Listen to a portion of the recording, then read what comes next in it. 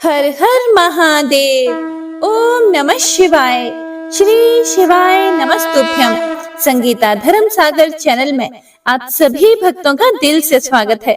भगवान शिव और माता पार्वती का आशीर्वाद आप सभी भक्तों पर सदा सर्वदा बना रहे और आपका दिन शुभ और मंगलमय हो। आइए सुनते हैं फाल्गुन मास महात्म्य अध्याय 24। व्यास जी बोले, हे सनत कुमार जी, अब आप मुझे बाणासुर को शिव जी द्वारा अपना गण बनाने की कथा सुनाइए। तब व्यास जी की इच्छा पूरी करने हेतु सनत कुमार जी ने कहना आरंभ किया। वे बोले, हे महामुने, जैसा कि आप जानते ही हैं कि ब्रह्मा जी के ज्येष्ठ पुत्र मरीचि हैं और उनके पुत्र महामुनि कश्यप भी ब्रह्मा जी के परम भक्त थे। उन कश्यप मुनि की 13 सुंदर और सुशील कन्याएं हुई, जिसमें सबसे बड़ी का नाम दीति था।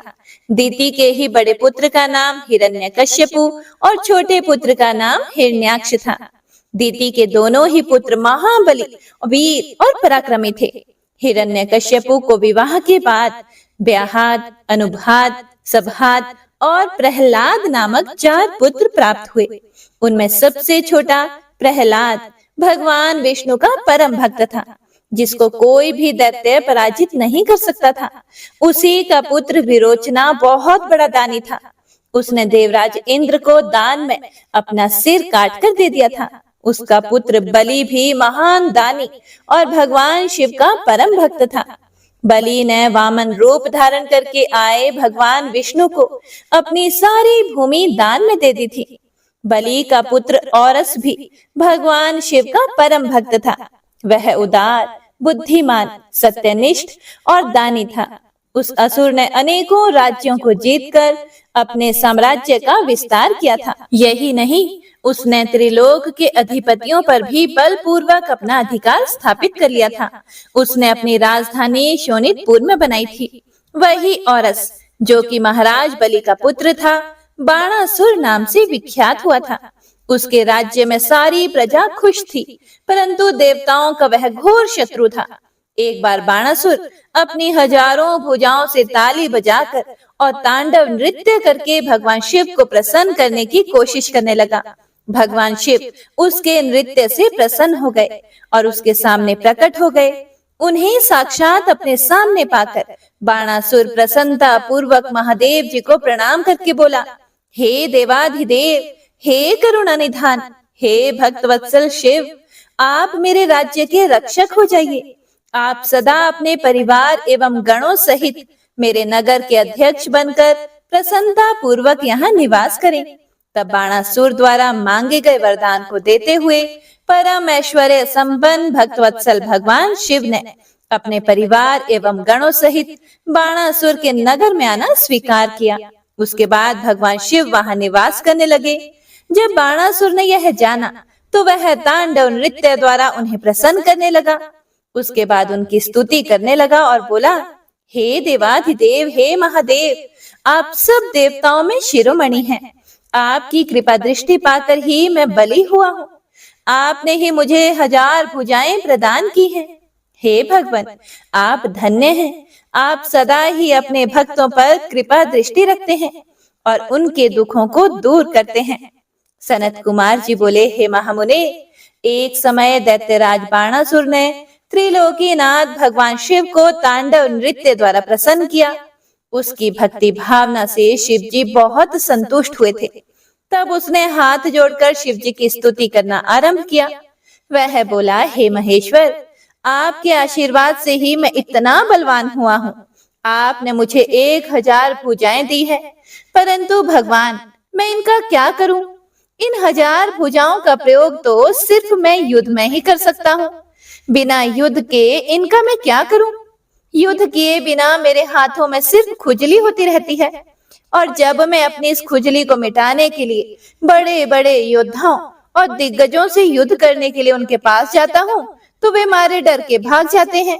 जब मैंने पर्वतों को मसल कर अपनी खुजली को शांत करना चाहा तो उन्होंने आत्मसमर्पण कर दिया। मैंने यम, कुबेर, देवराज इंद्र, वरुण आदि सभी देवताओं को जीत लिया है। इसीलिए हे भगवान, अब मुझे कोई ऐसा महावीर, बलि और पराक्रमी शत्रु बताइए जिससे युद्ध करके मेरी इन हजारों भुजाओं की खुजली शांत हो जाए। हे प्रिय भक्तों, दैत्यराज बाणासुर के ऐसे अहंकार भरे वचनों को सुनकर भगवान शिव अत्यंत क्रोधित हुए और बोले, ओ अहंकारी दैत्य, तू बड़ा ही मूर्ख और अभिमानी है। तुझे धिक्कार है। मेरे परम भक्त और महादानी बलि का पुत्र होकर भी तुझ में इतना अहंकार व्याप्त है। अहंकार और अभिमान मनुष्य का सबसे बड़ा शत्रु है और उसे सदा ही पतन की ओर ले जाता है। तुझे भी अब अहंकार और अभिमान ने घेर लिया है, इसीलिए अब तेरा पतन भी निश्चित है। अब तुझे कोई भी नहीं बचा सकता। निश्चय ही तेरा सामना अति शीघ्र ऐसे वीर और पराक्रमी से होगा जो तेरी इन गर्वीली भुजाओं को मदार की लकड़ी के समान पल भर में काटकर फेंक देगा। तेरे शास्त्रागार में वायु का भयानक उत्पात होगा। भगवान शिव के क्रोध भरे वचनों को सुनकर भी मदांत बाणासुर पर कोई असर नहीं पड़ा। वो कहते हैं ना, विनाश काले विपरीत बुद्धि। विनाश का समय आता है तो बुद्धि विपरीत सोचना शुरू कर देती है। इसीलिए बाणासुर को युद्ध के निकट आने का समाचार सुनकर अति प्रसन्नता हुई। उसने सुंदर सुगंधित पुष्पों से भगवान शिव की आराधना की और पुनः अपने महल में वापस आ गया। उसके बाद बाणासुर प्रसन्न मन से उस युद्ध की प्रतीक्षा करने लगा और मन में यही सोचने लगा कि भला मुझसे ज्यादा वीर पारंगत योद्धा और कौन हो सकता है जो मेरे सामने टिक सके और मेरी बलशाली भुजाओं को लकड़ी के समान काटकर फेंक सके। बाणासुर अपनी इन्हीं बातों में उलझा रहता था और दूसरी ओर बाणासुर नामक दैत्य की एक अति सुंदर एवं गुणवान कन्या थी जिसका नाम उषा था। उषा भगवान श्री हरि विष्णु की परम भक्त थी। एक दिन उषा वैशाख मास में श्रृंगार से सुसज्जित होकर रात्रि को विष्णु भगवान की पूजा अर्चना करने के बाद अपने कक्ष में विश्राम कर रही थी।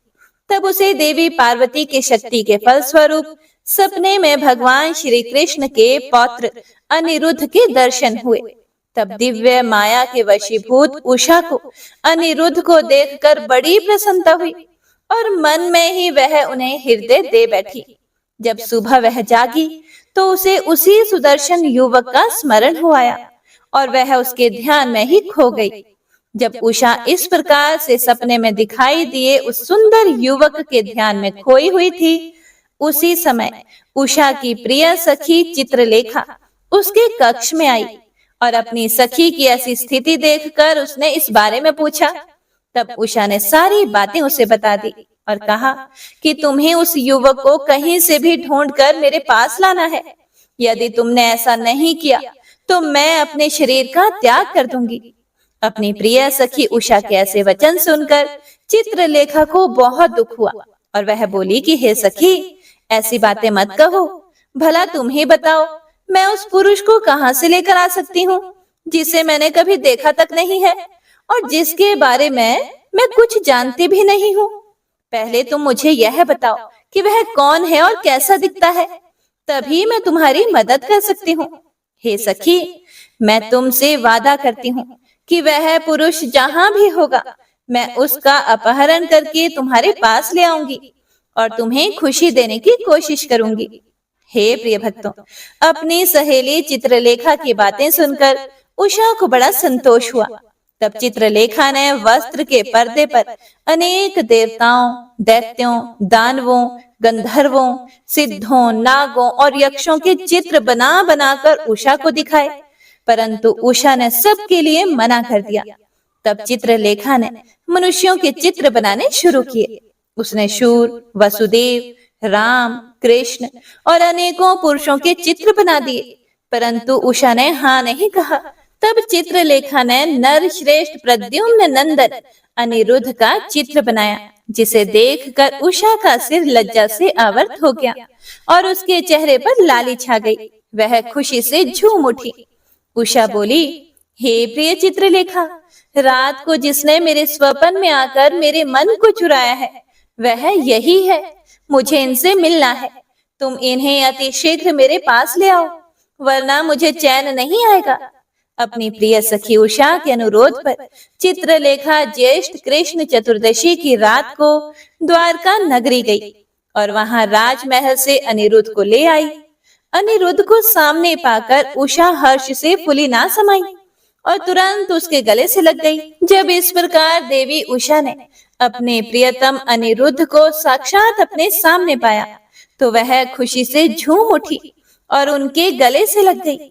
तब उनके कक्ष के बाहर तैनात द्वारपालों ने अंदर झांका और उषा अनिरुद्ध को इस प्रकार देखकर उन्होंने इसकी शिकायत दैत्यराज बाणासुर से की। द्वारपाल बोले, हे महाराज, आपकी कन्या के अंतःपुर में एक पुरुष घुस आया है और वह आपकी कन्या से प्रेमालाप कर रहा है। महाराज, आप वहां चलिए और देखिए कि वह कौन है।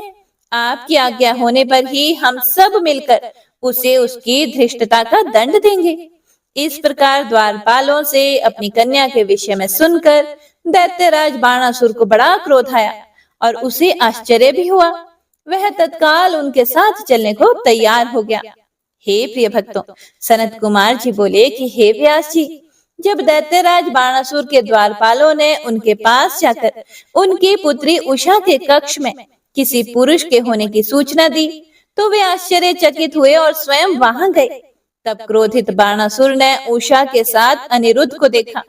अनिरुद्ध बहुत सुंदर और बलशाली नवयुवक था। क्रोधित बाणासुर ने अपने सैनिकों को अनिरुद्ध को मारने की आज्ञा दी।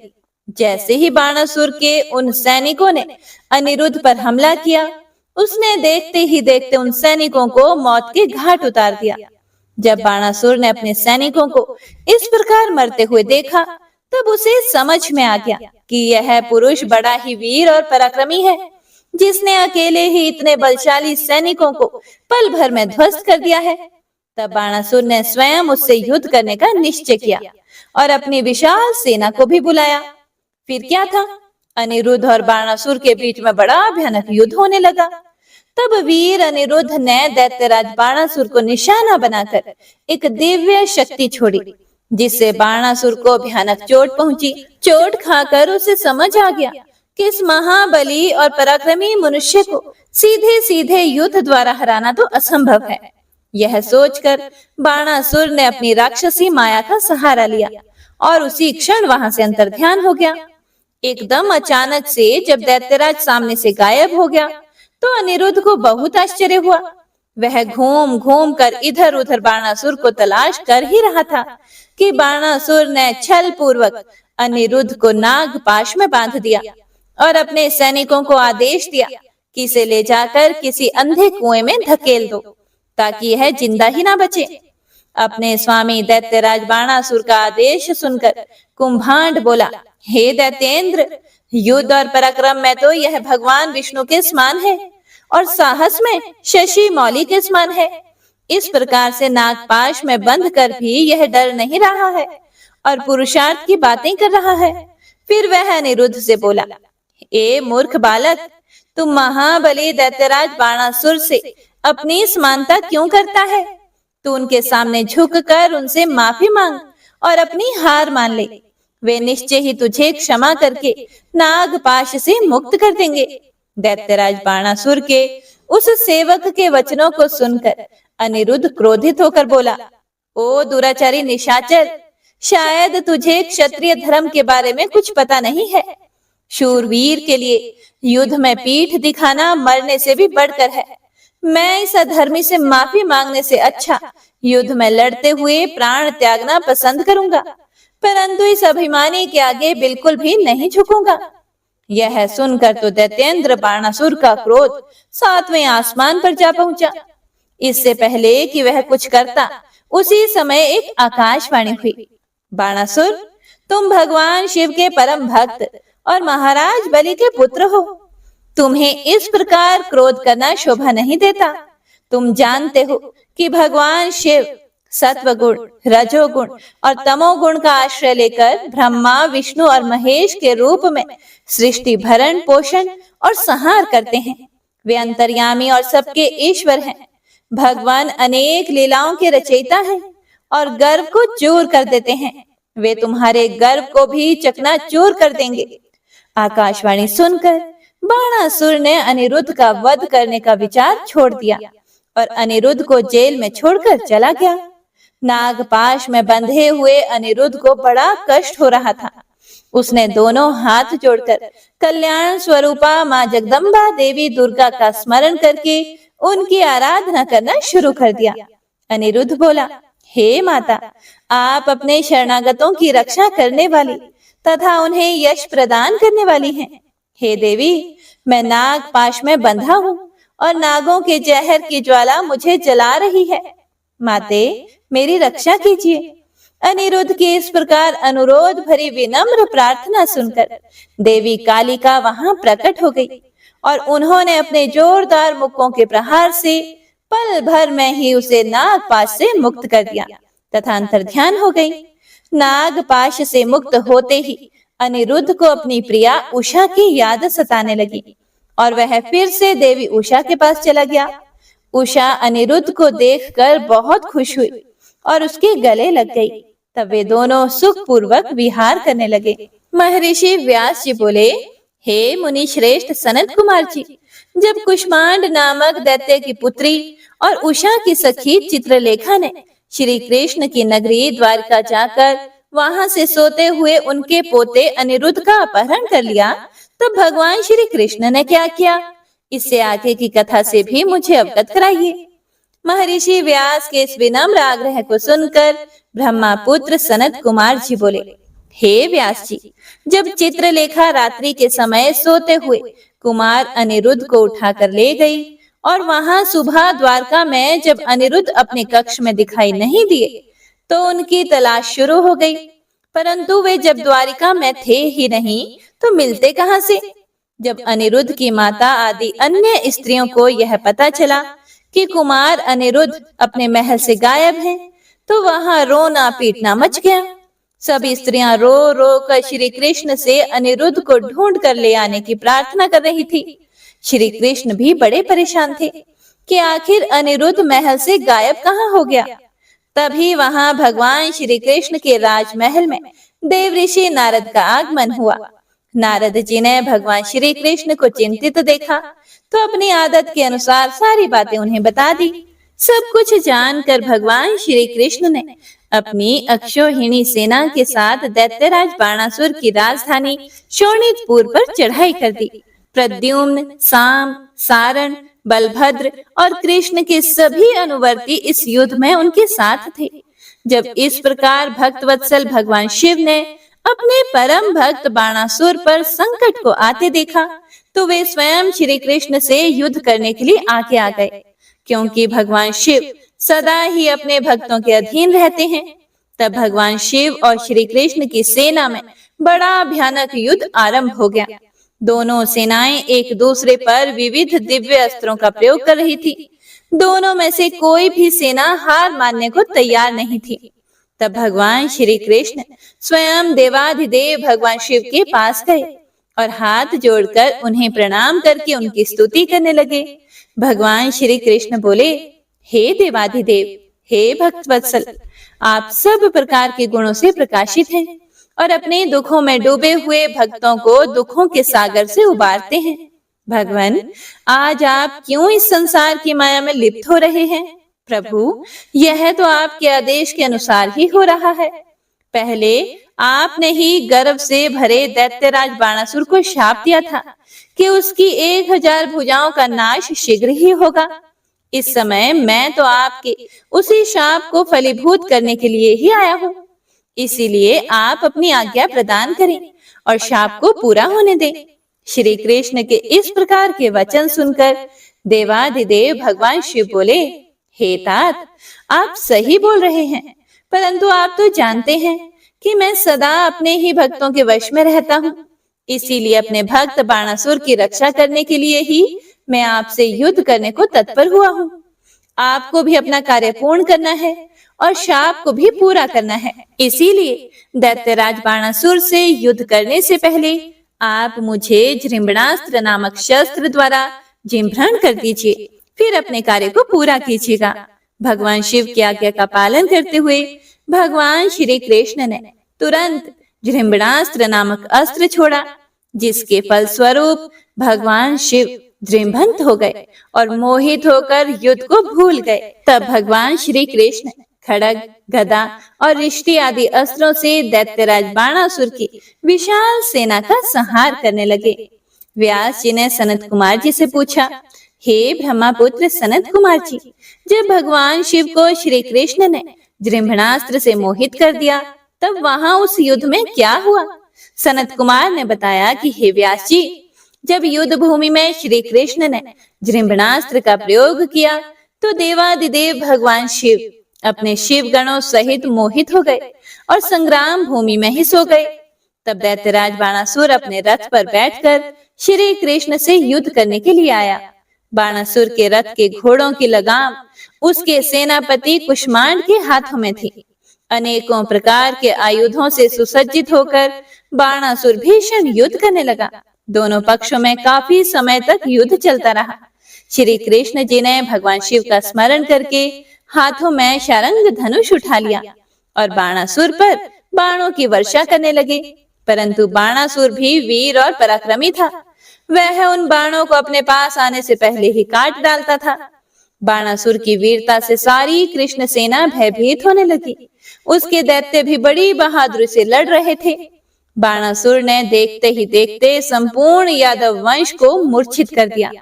यह दृश्य देखकर श्री कृष्ण अत्यंत क्रोधित हो उठे। श्री कृष्ण ने गर्जन करते हुए अनेक प्रचंड बाणों को चलाकर उसके रथ और धनुष को तोड़ दिया। तब बाणासुर गदा लेकर श्री कृष्ण की ओर दौड़ा। फिर दोनों में गदा युद्ध होने लगा। बाणासुर ने श्री कृष्ण पर गदा का भीषण प्रहार किया, जिससे वे एक पल के लिए धरती पर गिर पड़े। परंतु अगले ही क्षण उठकर पूरे वेग के साथ दैत्येंद्र से युद्ध करने लगे। उन दोनों के बीच इसी प्रकार भीषण युद्ध चलता रहा। तब एक दिन भगवान श्री कृष्ण बहुत क्रोधित हुए और उन्होंने मन में भगवान शिव का स्मरण करके हाथों में परम दिव्य सुदर्शन चक्र उठा लिया और दैत्यराज बाणासुर की भुजाएं लकड़ी की तरह काट डाली। अब बाणासुर की केवल 4 भुजाएं ही शेष थी। तब क्रोधित श्री कृष्ण ने सुदर्शन चक्र द्वारा ही बाणासुर का सिर काटना चाहा। उसी समय भगवान शिव मोह निद्रा से जाग गए और बोले, हे देवकी नंदन, आप तो सदा ही मेरी आज्ञा का पालन करते हैं। मैंने आपको बाणासुर की भुजाओं को काटने की ही आज्ञा दी थी। यह मैंने अपने इस भक्त के गर्व को तोड़ने के लिए किया था। अपने भक्तों की सदा रक्षा करना मेरा धर्म है। इसीलिए आप बाणासुर के वध की इच्छा त्याग दीजिए और अपनी शत्रुता को भूल जाइए। बाणासुर की पुत्री उषा और आपके पौत्र अनिरुद्ध एक दूसरे के होकर जीना चाहते हैं। इसीलिए उन दोनों को विवाह के पवित्र बंधन में बांधकर आप अपने साथ द्वारिका ले जाइए। ऐसा कहकर भगवान शिव ने बाणासुर और श्री कृष्ण में मित्रता करवा दी और स्वयं वहां से अंतर्ध्यान होकर शिवलोक को चले गए। तब बाणासुर श्री कृष्ण को आदर सहित अपने महल में ले गया और वहां उनका बहुत आदर सत्कार किया। उसके बाद शुभ मुहूर्त में अपनी पुत्री उषा और श्री कृष्ण के पौत्र अनिरुद्ध का विवाह संपन्न करा के उन्हें अनेक बहुमूल्य रत्नों और हीरे जवाहरातों के साथ विदा किया। सनत कुमार जी बोले, हे महामुनि व्यास जी, जब भगवान शिव बाणासुर और श्री कृष्ण में मित्रता करवा कर वहां से अंतर्ध्यान हो गए, तब बाणासुर ने श्री कृष्ण के साथ आदर पूर्वक अपनी पुत्री और दामाद को विदा कर दिया। इस प्रकार जब वे चले गए, तब अकेले में बैठकर बाणासुर ने अपने आचरण के विषय में बहुत सोचा और उसे अपनी करनी पर बहुत पश्चाताप हुआ। तब वह सीधा अपने पूजा गृह में चला गया और वहां जाकर भगवान शिव के देवालय के सामने बैठकर रोने लगा। फिर उसने भगवान शिव को प्रसन्न करने के लिए उनकी विधि विधान सहित स्तुति करना आरंभ कर दिया। दैत्यराज बाणासुर ने अनेकों मंत्रों एवं स्तोत्रों द्वारा अपने आराध्य भगवान शिव की स्तुति की। उसके बाद भगवान शिव को प्रणाम करके बाणासुर ने तांडव नृत्य करना आरंभ कर दिया। अनेक प्रकार के ठुमका लगाकर और मुंह से बाजा बजाकर वह नृत्य करने लगा। उसके चेहरे के हाव भाव और हाथों की विभिन्न मुद्राएं उसके नृत्य को और प्रभावशाली बना रहे थे। उसने अनेकों प्रकार के नृत्य किए और साथ ही अपने शरीर की रक्त धाराओं से वहां की भूमि को भी भिगो दिया। इस प्रकार दैत्यराज बाणासुर की भक्ति भावना और घोर आराधना देखकर भगवान शिव उस पर प्रसन्न हो गए और उसको दर्शन देने के लिए वहां प्रकट हुए। भगवान शिव को इस प्रकार अपने सामने पाकर दैत्येंद्र ने उन्हें प्रणाम किया और अनेकों प्रकार से उसकी स्तुति करने लगा, जिसे सुनकर भगवान शिव बोले, हे दैत्यराज बाणासुर, मैं तुम्हारी उत्तम भक्ति भावना से बहुत प्रसन्न हूँ। जो मांगना चाहते हो मांग लो, मैं तुम्हें आज तुम्हारी मनोवांछित वस्तु प्रदान करूंगा। भगवान शिव द्वारा वरदान मांगने के लिए कहे जाने पर बाणासुर बोला, हे देवाधिदेव, हे भगवान शिव, यदि आप मुझ पर प्रसन्न हैं तो मुझे अपना कृपा पात्र बनाइए। हे भगवान, मेरी पुत्री उषा और अनिरुद्ध का पुत्र ही मेरे शोणितपुर का राज्य संभाले। मेरा भगवान विष्णु से वैर भाव मिट जाए, मेरे अंदर व्याप्त रजोगुण और तमोगुण का नाश हो जाए और पुनः दैत्य भाव उत्पन्न ना हो। मुझे सभी शिव भक्तों से स्नेह हो, मुझे आपके गणनायक तत्व की प्राप्ति हो। इस प्रकार के वचन सुनकर भगवान शिव बोले, तथास्तु बाणासुर, तुम्हें निश्चय ही मेरे गणनायक पद की प्राप्ति होगी। तुम्हारी सभी इच्छाएं अवश्य ही पूरी होंगी। ऐसा कहकर भगवान शिव वहां से अंतर ध्यान हो गए। शिव जी के प्रसाद से बाणासुर ने महाकाल तत्व प्राप्त किया, जिसे पाकर वह बड़ा प्रसन्न हुआ। सनत कुमार जी बोले, हे व्यास जी, अब मैं आपको भगवान शशिमौली द्वारा दानवराज गजासुर के संहार की कथा सुनाता हूँ। गजासुर महिषासुर का पुत्र था। जब गजासुर को यह पता चला कि देवताओं के हितों की रक्षा करने के लिए उसके पिता महिषासुर का वध कर दिया गया है, तब उसे देवताओं पर बड़ा क्रोध आया। तब गजासुर ने देवताओं से इसका बदला लेने के लिए घोर तपस्या करनी आरंभ कर दी। काफी समय तक गजासुर ब्रह्मा जी को प्रसन्न करने हेतु तप करता रहा, परंतु ब्रह्मा जी वहां प्रकट नहीं हुए और इधर दूसरी ओर उसके तप की ज्वाला धधकती जा रही थी, जिससे देवता चिंतित हो उठे। गजासुर की तपस्या से दग्ध होकर सभी देवता ब्रह्मा जी की शरण में गए और उन्हें गजासुर की तप की अग्नि से जलने की बात बताई। तब ब्रह्मा जी गजासुर को वरदान देने के लिए गए। गजासुर ने ब्रह्मा जी की स्तुति कर उनसे महाबली और अजय होने का वरदान प्राप्त किया। उसके बाद ब्रह्मा जी उसे वर देकर वहां से अंतर्ध्यान हो गए। ब्रह्मा जी से अपना मन चाहा वरदान पाकर गजासुर प्रसन्नता पूर्वक अपने स्थान को आ गया। वरदान पाकर वह गर्वित महसूस कर रहा था। उसने चारों दिशाओं में अपने राज्य का विस्तार करना शुरू कर दिया।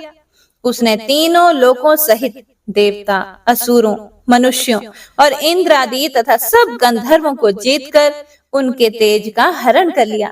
उसने सभी को बहुत परेशान किया। पृथ्वी पर रहने वाले सभी ऋषि मुनियों, तपस्वियों, साधु संतों और ब्राह्मणों को गजासुर दुख देने लगा तथा उनके कार्यों में बाधा डालने लगा। इस प्रकार गजासुर अपना राज्य फैलाता जा रहा था। एक बार वह भगवान शिव की प्रिय नगरी काशी में जाकर वहां सबको सताने लगा। तब सभी देवता मिलकर भगवान शिव के पास गए और उनसे हाथ जोड़कर प्रार्थना करने लगे, हे भक्तवत्सल, हे कृपा निधान, उस गजासुर नामक दैत्य से हमारी रक्षा करें। देवताओं की प्रार्थना मानकर भगवान शिव सबकी रक्षार्थ अपना त्रिशूल लेकर गजासुर का वध करने के लिए पहुंचे। तब भगवान शिव और दैत्यराज गजासुर में बड़ा भयानक युद्ध हुआ। वह तलवार लेकर शिव जी पर झपटा। शिव जी त्रिशूल द्वारा उस पर प्रहार करने लगे और अंत में देवादिदेव भगवान शिव ने त्रिशूल का वार किया और उसे त्रिशूल के सहारे ऊपर उठा लिया। इस प्रकार जब त्रिशूल ने उसके शरीर को भेद दिया, तब अपना अंतिम समय निकट जानकर दैत्यराज गजासुर भगवान शिव की आराधना करने लगा और शिव जी को प्रसन्न करने हेतु उनकी स्तुति करने लगा। गजासुर बोला, हे महादेव, हे कल्याणकारी, हे भक्तवत्सल, आप तो सबके ईश्वर हैं, देवों के देव महादेव हैं। आप सदा अपने भक्तों की रक्षा करते हैं और सदा भक्तों के अधीन रहते हैं। आप सबका कल्याण करने वाले तथा सबके कष्टों का निवारण करने वाले हैं। आप निर्गुण निराकार हैं, सब शरणागतों की रक्षा कर आप उनकी इच्छाओं को पूरा करते हैं। ऐसे देवाधिदेव भगवान महादेव शिव को मैं प्रणाम करता हूँ। हे प्रभु, मुझ पर प्रसन्न होइए और मेरे कष्टों का निवारण कीजिए। दैत्यराज गजासुर की भक्ति भावना से की गई उत्तम प्रार्थना को सुनकर भगवान शिव को बड़ी प्रसन्नता हुई और बोले, हे दैत्येंद्र, मैं तुम पर प्रसन्न हूँ। जो चाहो वर मांग सकते हो। तुम्हारी मनोकामना मैं अवश्य ही पूरी करूंगा। भगवान शिव के वचनों को सुनकर गजासुर प्रसन्नता पूर्वक बोला, हे देवाधिदेव, हे भक्तवत्सल भगवान शिव, यदि आप सच में मेरी आराधना से प्रसन्न हुए हैं तो मेरी विनती स्वीकार करें। हे प्रभु, आपने अपने पवित्र त्रिशूल से मेरे शरीर को स्पर्श किया है, इसीलिए मैं यह चाहता हूँ कि मेरे शरीर का चर्म आप धारण करें। भगवान, आप सदा मेरी खाल का ही ओढ़ना धारण करें और आज से आप कृतिवासा नाम से विख्यात हों। भगवान शिव ने प्रसन्नता पूर्वक दैत्यराज गजासुर को उसका इच्छित वरदान प्रदान किया और बोले, हे गजासुर, तुम्हारे शरीर को आज मेरी प्रिय काशी नगरी में मुक्ति मिलेगी। तुम्हारा शरीर यहाँ मेरे ज्योतिर्लिंग के रूप में स्थापित होगा और कृतिवासेश्वर नाम से जगत प्रसिद्ध होगा, जिसके दर्शन से मनुष्यों को मुक्ति और मोक्ष की प्राप्ति होगी।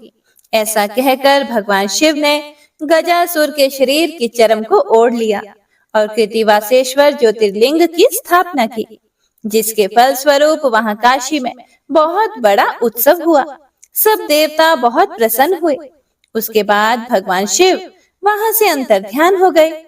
सनत कुमार जी बोले, हे व्यास जी, अब मैं आपको भगवान शिव द्वारा दुंदुभि निर्हनाद नामक दैत्य के वध की कथा बतलाता हूँ। जब भगवान श्री हरि विष्णु ने महाबली हिरण्याक्ष का वध किया, तब हिरण्याक्ष की माता दिति को बड़ा दुख हुआ। तब देवताओं के घोर शत्रु दुंदुभि निर्हनाद ने दिति को अपने साथ मिला लिया और उनसे कहा कि देवताओं की ताकत को तभी कम किया जा सकता है जब उनकी पूजा करने वाले ब्राह्मणों को नष्ट कर दिया जाए। जब ब्राह्मण नष्ट हो जाएंगे तब यज्ञ नहीं होंगे, और जब यज्ञ नहीं होंगे तब देवताओं को भोजन नहीं मिलेगा तथा इस कारण वे निर्बल हो जाएंगे। यह विचार मन में करके वह दुष्ट फिर विचार करने लगा और तपस्या करने वाले ब्राह्मणों की खोज करने लगा। जब उन्हें यह ज्ञात हुआ कि काशी नगरी ब्राह्मणों की भूमि है, इसीलिए सबसे पहले हमें वहीं से अपना कार्य शुरू करना चाहिए। वह दुंदुभि निर्हनाद नामक दैत्य कुश और समिधा लेने जाने वाले ब्राह्मणों को मारने लगा। वह नदियों और तालाबों में जलजीव बनकर छिप जाता तथा वहां स्नान करने आए साधुओं और तपस्वियों को वहीं मार देता तथा वनों में वंचर बनकर ब्राह्मणों का वध कर देता। रात में बाघ का रूप धारण करके वह ब्राह्मणों को खाने लगा और दिन में वह मुनियों की तरह ध्यान लगाकर मुनियों के बीच बैठ जाता। इस प्रकार उस दुष्ट राक्षस ने बहुत सारे ब्राह्मणों का वध कर दिया। एक शिवरात्रि के दिन भगवान शिव का एक भक्त देवालय में बैठकर भगवान शिव का पूजन करने के बाद ध्यान कर रहा था। निर्हनाद ने जब इस प्रकार उसे अकेला देखा तो बाघ का रूप धारण करके उसे खाने के लिए आगे बढ़ा, परंतु उसने पहले ही अपने चारों ओर शिव मंत्र रूपी कवच धारण किया हुआ था, इसीलिए वह उस शिव भक्त को खा नहीं सका। और इधर भक्त वत्सल भगवान शिव ने अपने भक्त पर आए उस संकट को जान लिया। वह उसकी रक्षा के लिए शिवलिंग से प्रकट हो गए और जैसे ही दुंदुभि निर्हनाद दोबारा बाघ रूप में उस ब्राह्मण पर झपटा, भगवान शिव ने उसे धर दबोचा। फिर उसे अपने बगल में दबाकर उन्होंने उसके सिर पर मुक्के से प्रहार किया। उस दैत्य की भयानक चिंगार से पूरा आकाश गूंज उठा, जिसे सुनकर आसपास जो भी ब्राह्मण और तपस्वी थे तुरंत उस स्थान की ओर दौड़े। वहां का अद्भुत दृश्य देखकर वे आश्चर्यचकित हो गए। भगवान शिव ने उस दुंदुभि निर्हनाद नामक असुर को अपनी बगल में दबा रखा था। यह देखकर सभी ब्राह्मण और भक्तजन हाथ जोड़कर भगवान शिव की आराधना करने लगे। तब उनकी भक्ति भावना से की गई आराधना को सुनकर भगवान शिव बोले, हे मेरे प्रिय भक्तों, जो मनुष्य यहाँ आकर श्रद्धा भाव से मेरे स्वरूप का दर्शन करेगा, मैं उसके सभी कष्टों और दुखों का नाश कर दूंगा। मेरे इस लिंग का स्मरण करने के पश्चात आरंभ किए गए हर कार्य में मनुष्यों को सफलता मिलेगी।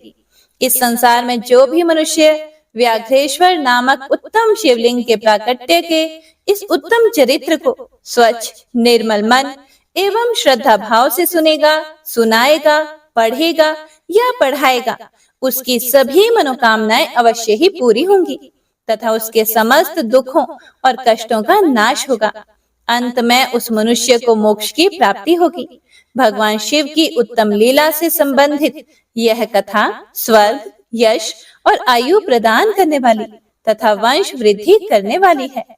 हे प्रिय भक्तों, सनत कुमार जी बोले, हे महामुनि वेद व्यास जी, अब मैं आपको विदल और उत्पल नामक दो महादैत्यों के विनाश की कथा सुनाता हूँ, सुनो। विदल और उत्पल दैत्यों ने ब्रह्मा जी की कठोर तपस्या करके उनसे किसी भी पुरुष के हाथों से ना मरने का वरदान प्राप्त कर लिया था। यह वरदान पाकर वे दोनों दैत्य अपने को महावीर, बलवान और पराक्रमी समझने लगे थे। तब उन्हें अपने पर बड़ा अभिमान हो गया और उन्होंने अपने बल से सारे ब्रह्मांड को जीतकर अपने वश में कर लिया था। तत्पश्चात उन्होंने सब देवताओं को भी युद्ध में परास्त कर दिया और उनके स्वर्गलोक पर अधिकार कर लिया। सब देवताओं ने ब्रह्मा जी को अपनी व्यथा सुनाई।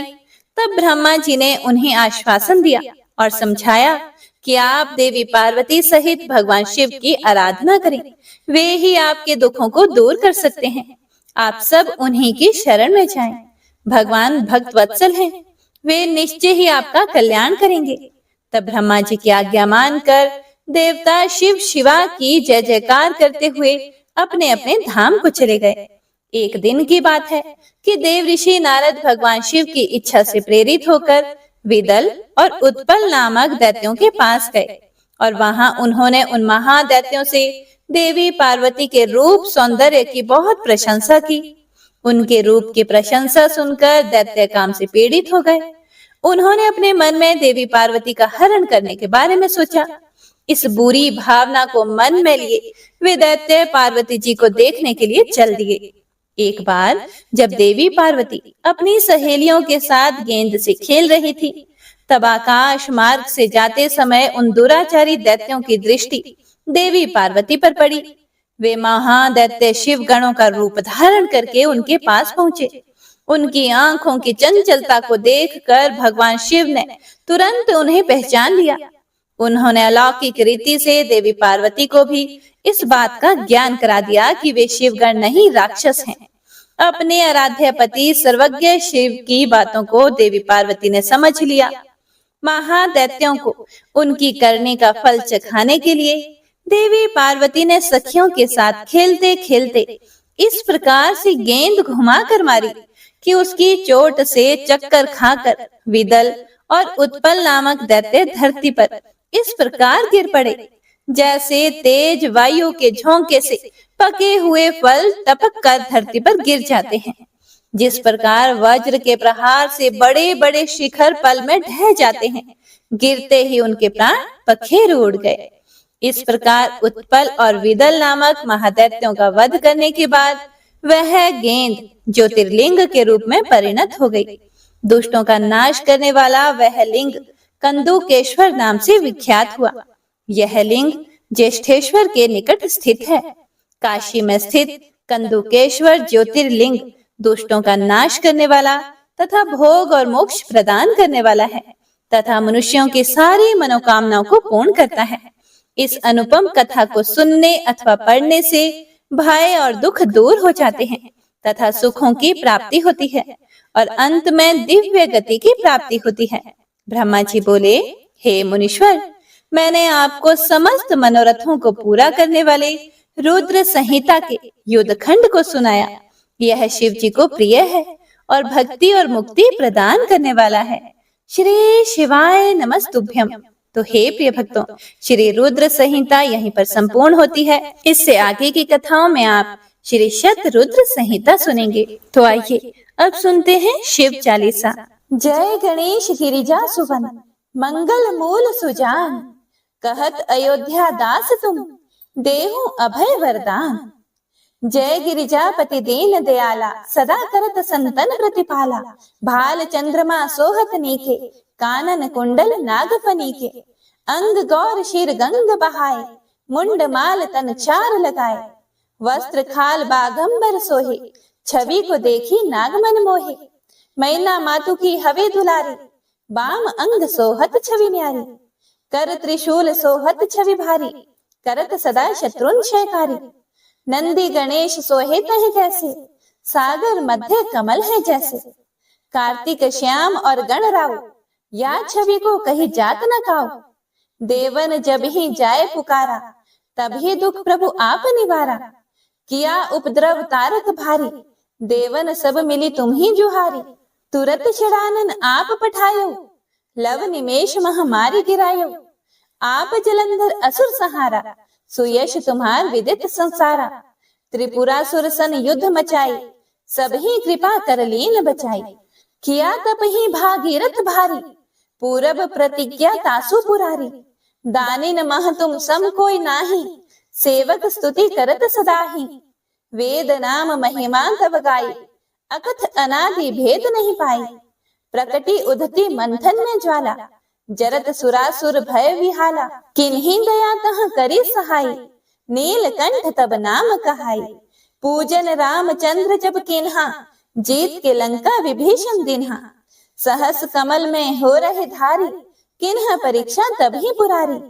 एक कमल प्रभु राखे जोई, कमल नयन पूजन चह सोई। कठिन भक्ति देखी प्रभु शंकर, भय प्रसन्न दिए इच्छित वर। जय जय जय अनंत अविनाशी, करत कृपा सबके घटवासी। दुष्ट सकल नित मोहि सतावे, भ्रमत रहूं मोहि चैन न आवे। त्राहि त्राहि मैं नाथ पुकारो, यही अवसर मोहि आन उबारो। लई त्रिशूल शत्रुन को मारो, संकट से मोहि आन उबारो। मात पिता भ्राता सब होई, संकट में पूछत नहीं कोई। स्वामी एक है आस तुम्हारी, आए हरहु मम संकट भारी। धन निर्धन को देत सदाही, जो कोई जांचे सो फल पाही। स्तुति के ही विधि करें तुम्हारी, क्षमो नाथ अब चूक हमारी। शंकर हो संकट के नाशन, मंगल कारण विघ्न विनाशन। योगी यति मुनि ध्यान लगावे, शारद नारद शीश नवावे। नमो नमो जय नमः शिवाय, सुर ब्रह्मादिक पार न पाए। जो यह पाठ करे मन लाए, तापर होत है शंभु सहाय। ऋणिया जो कोई हो अधिकारी, पाठ करे सो पावन हारी। पुत्रहीन कर इच्छा जोई, निश्चय शिव प्रसाद ते ही होई।